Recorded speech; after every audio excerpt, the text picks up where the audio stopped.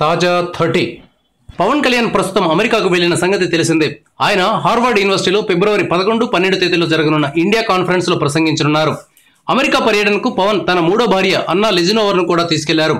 పవన్ అమెరికాకు వెళ్లడానికి ముందు ఆమె రెండో భార్య అయిన రేణు దేశాయ్ ఫోన్ చేసింది.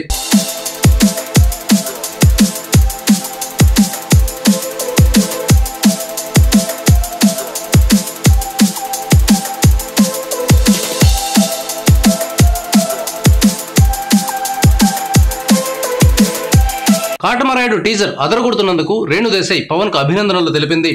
రేణు దేశాయ్ పవన్ తో విడిపోయినప్పటికీ ఆయనతో ఫ్రెండ్లీ రిలేషన్ ను మెయింటైన్ చేస్తున్న సంగతి తెలిసిందే. పవన్ రేణుల కుమారుడు అకీరాను భవిష్యత్తులో టాలీవుడ్ హీరోను చేయాలని రేణు దేశాయ్ భావిస్తున్నారని తెలుస్తోంది. ఈ నేపథ్యంలో రేణు పవన్ తో సత్సంబంధాలను కొనసాగిస్తున్నారు. Thank you viewers.